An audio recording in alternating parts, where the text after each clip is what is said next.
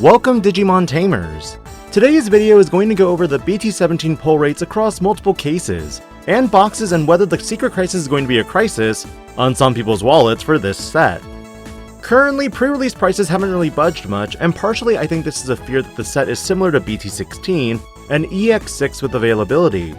From what I've heard, allocation has been normal for most stores, and there haven't been many that did not receive full allocation.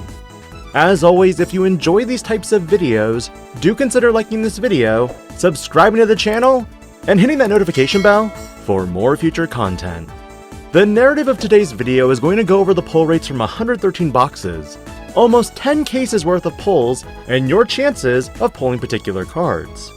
Keep in mind, I also made a poll on the YouTube channel, and out of 315 people who responded, almost half of you are in it for the Ancient Garurumon pulls. But jokes aside, 9% or roughly 30 players saw no chase in their case. About 120 players saw a chase a case, and then there were even a few blessed players who had 2 or more in their case. But first, I'd like to give a huge shout out to Giratina Gaming, American Bash, Zauber, Rain, Succube, and Zarek for providing me so much data for this video. Each and every one of you is an MVP, and I hope you enjoyed opening cards from this set. Starting with regular art super rares and secret rares, there was a nice distribution of super rares overall. For my 2 cases in particular, I had only 4 Ancient Garurumons in one case, and 7 in the other. And because it is the leading meta contender in the upcoming format, if you're one to pick up your own set, it would take almost 7 boxes to achieve a playset, meaning roughly 1 in 2 boxes. Another favorite is going to be Imperial Dramon Paladin Mode Ace, who is also going to look at about 7 boxes for a playset. Generally, most hits lean towards 6 to 7 boxes on the high end in order to achieve a playset, which is a norm when pulling for your own playsets. Filling in the remaining data, you can see that Armageddon had the highest frequency of being pulled, being the only one that needed under 6 boxes to get a set.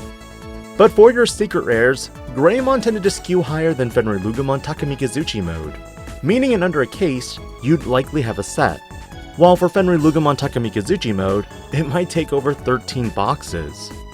Per the norm of these types of videos, you'll also see data for the alt arts, box toppers, and for this video, chase cards.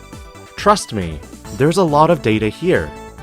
The Digimon card game has some of the most beautiful art in the card game, and funny enough, out of 113 boxes, there was a 3-way tie for the least appeared alt art in the entire set. Shine Greymon Burst Mode Ace, Omnimon Ace, and Tai Kamiya and Matt Ishida had some of the lowest pull rates seen from these boxes. And while this is true, I personally think the Omnimon deck is too gimmicky to actually win a match, considering you have to high roll not only once, but potentially 3 times. The most common alt arts that were open was another 3-way tie with Takato Matsuki, Marcus Damon, and the secret rare Greymon. Again, I'm not too thrilled with the least or most common pulled alt arts, as most players will be gunning for their alt art Paladin modes and Ancient Garurumon. Current data indicates that a set of Ancient Garurumon could be pulled within 4 cases, while the Paladin Mode Ace would take almost 7.5 cases to achieve. Needless to say, just buy the card unless you're in a gambling mood. Keep in mind this data is purely what I recorded and should not be used as a baseline of what to expect when you purchase your own boxes or cases. There's a gambler's fallacy that while these were my numbers, it may not be the same for you.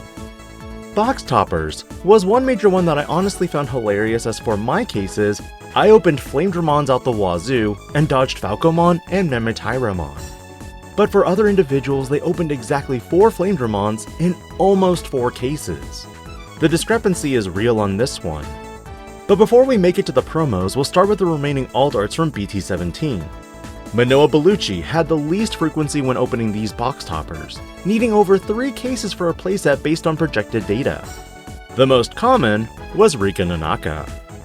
As for the second box topper, Awakening of the Sun had the least frequency, and Genai had the most out of 113 boxes. Though again, these cards weren't really what anybody was after. The pride and glory of the boxes outside of the main packs went to the promos. And surprise, surprise, Flame Dramon had the least occurrence out of all the promos, needing almost 3 cases to achieve a playset. Remember, on stream, I opened not just 4 out of 1 case, but 3 in another. V Dramon had the most common frequency, while the rest somewhere in the middle.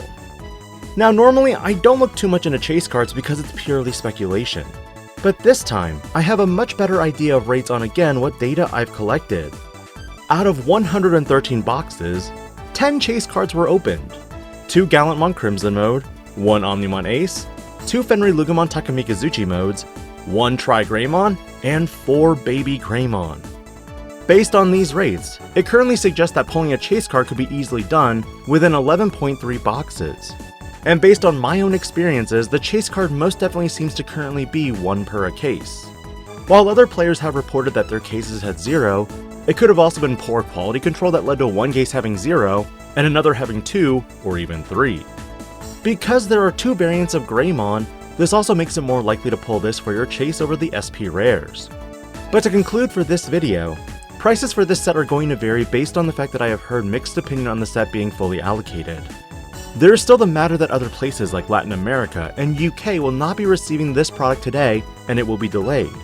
But if the set is truly back to the old ways prior to BT15, you can definitely expect prices to tank. However, if the set continues trending out of fear to be like BT16 and EX6, that ancient Garurumon card might stay at the $20 to $25 range in a similar fashion to Pyildramon did for a moment.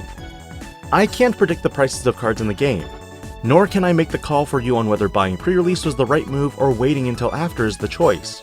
Because whether I suggest one way for another leads to additional variables such as cards you're looking at and whether you're looking to play the metaest of meta or some casual jank.